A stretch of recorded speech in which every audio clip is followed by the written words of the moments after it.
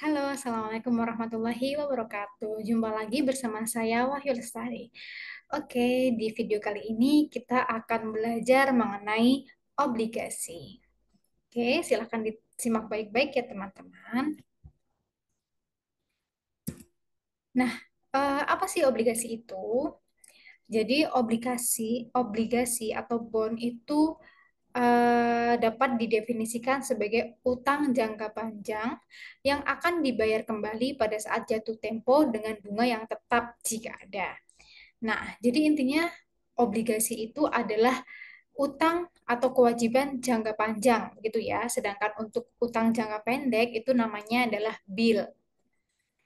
Kemudian obligasi ini dibagi menjadi tiga macam, yaitu yang pertama obligasi pemerintah, yang kedua ada municipal bond, dan yang ketiga obligasi perusahaan. Apa sih masing-masing dari obligasi tersebut?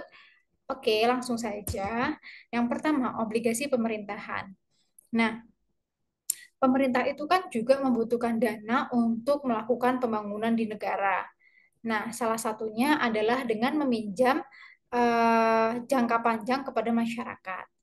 Nah, surat utang pemerintah ini disebut dengan surat utang negara atau umumnya dikenal dengan nama obligasi pemerintah atau government bond. Kemudian, obligasi pemerintah mempunyai sifat yang sama dengan obligasi perusahaan. Hanya bedanya penerbitnya adalah pemerintah, bukan perusahaan swasta. Sehingga obligasi pemerintahan ini sering dianggap lebih aman dibandingkan dengan obligasi perusahaan. Selanjutnya, yang kedua ada municipal bond. Nah, obligasi ini adalah obligasi yang dikeluarkan oleh pemerintah daerah, yaitu pemerintah provinsi, kota, dan kabupaten. Kemudian, pemerintah daerah biasanya mengeluarkan obligasi ini untuk pembiayaan modal. Contohnya adalah pembangunan jalan raya, perumahan rakyat, rumah sakit umum, universitas, dan lain sebagainya. Pendapatan dari pembiayaan modal ini akan digunakan untuk membayar kembali utang obligasinya. Selanjutnya, yang ketiga adalah obligasi perusahaan. Obligasi ini adalah surat utang jangka panjang yang dikeluarkan oleh perusahaan swasta dengan nilai utang akan dibayarkan kembali pada saat jatuh tempo dengan pembayaran kupon atau tanpa kupon yang sudah ditentukan di kontrak utangnya. Oke, jadi intinya obligasi perusahaan ini adalah obligasi yang dikeluarkan oleh perusahaan swasta gitu. Oke. Kemudian nilai-nilai obligasi. Tadi macam-macam obligasi ada tiga, eh, obligasi pemerintahan, municipal bond atau pemerintah daerah, dan obligasi perusahaan. Di sini nilainya juga ada tiga, yaitu ada maturity obligasi, kemudian ada pasar obligasi, dan intrinsik obligasi atau obligasi intrinsik begitu ya. Oke, yang pertama, nilai maturity obligasi. Nilai maturity atau disebut juga dengan nilai jatuh tempo adalah nilai yang dijanjikan akan dibayar pada saat obligasi jatuh tempo. Nilai maturity ini juga mewakili nilai nominal atau nilai per, per, par value atau nilai tampang dari obligasi. Nilai jatuh tempo biasanya sudah tertentu perusahaan lembarnya. Itu sudah ditentukan maksudnya. Misalnya sebesar 1.000 US dollar atau 1 juta rupiah begitu. Kemudian yang kedua ada nilai pasar obligasi. Nah, nilai pasar obligasi adalah nilai jual obligasi yang terdaftar di pasar modal pada saat tertentu. Kemudian yang ketiga ada nilai intrinsik obligasi. Nilai intrinsik atau nilai fundamental atau nilai sesungguhnya. Jadi nilai intrinsik, nilai fundamental, nilai sesungguhnya itu sama. Dari obligasi adalah perkiraan nilai sebenarnya dari suatu obligasi. Nilai sebenarnya tidak mungkin dihitung dengan tepat, hanya diperkirakan. Jadi kira-kira berapa ya? Oke. Kemudian apa sih kelebihan obligasi?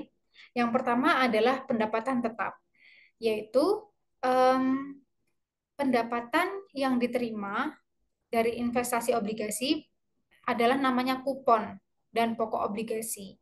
Bunga atau kupon obligasi itu adalah kewajiban perusahaan yang diberikan kepada investor investor atas pinjaman yang telah diberikan. Kewajiban itu apa ya? Utang gitu. Bagi investor, kupon atau bunga ini akan memberikan keuntungan atas dana yang telah diinvestasikan. Nah, dibandingkan dengan bunga deposito, bunga yang ditawarkan pada obligasi pada umumnya relatif lebih. Hal tersebut merupakan salah satu faktor yang menarik minat investor untuk berinvestasi pada obligasi. Kemudian kelebihan yang kedua yaitu hak klaim pertama, bahwa obligasi memiliki resiko yang lebih kecil dibandingkan dengan saham. Apabila emiten atau penerbit obligasi mengalami likuidasi atau kebangkrutan, maka pemegang obligasi sebagai kreditur memiliki hak klaim pertama atas aktiva perusahaan. Nah, hal tersebut dikarenakan emiten telah terikat kontrak atas kewajiban pelunasan terhadap pihak pemegang obligasi. Sehingga pemegang saham mendapat bagian atas aset perusahaan jika obligasi sudah terbayar semua.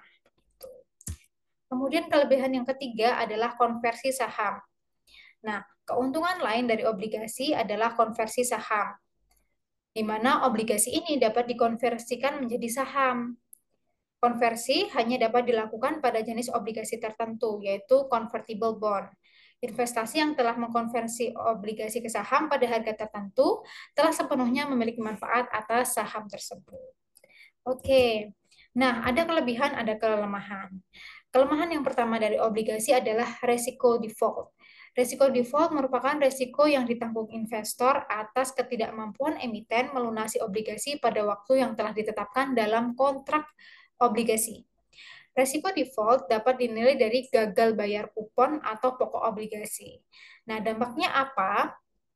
Dampaknya adalah harga obligasi perusahaan menurun tajam. Selain itu, perusahaan juga mengalami gagal bayar sehingga kurang diminati oleh investor begitu. Kelemahan yang kedua adalah capability lebih rendah. Pada investasi obligasi, emiten memiliki hak membeli kembali obligasi dari investor sebelum waktu jatuh tempo. Emiten yang membeli kembali obligasi biasanya terjadi apabila tingkat suku bunga deposito menurun sehingga harga obligasi naik.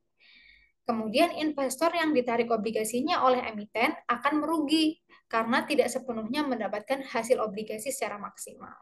Nah, untuk meminimalkan kerugian yang dialami investor, biasanya emiten akan memberikan sejumlah kompensasi. Nah, penerbit akan menggantikan obligasi dengan kupon yang lebih rendah dari obligasi yang telah dibeli sebelumnya. Oke, kemudian kelemahan yang ketiga adalah resiko nilai tukar mata uang. Resiko ini dapat terjadi pada obligasi yang dibeli pada satuan mata uang negara lain, contohnya adalah dolar Amerika. Jika investor membeli obligasi pada satuan dolar Amerika, maka kupon yang diterima juga dalam bentuk dolar Amerika. Apabila kondisi ekonomi semakin menguatkan nilai rupiah, maka kupon yang akan diterima akan semakin kecil dalam bentuk rupiah. Jadi tergantung nilai tukar mata uangnya. Nah, sekian dari saya. Jadi kesimpulannya adalah bahwa obligasi itu adalah utang jangka panjang. Macam-macam obligasi, ada obligasi pemerintahan, kemudian obligasi pemerintah daerah, dan obligasi perusahaan. Kemudian untuk kelebihan, oh sorry,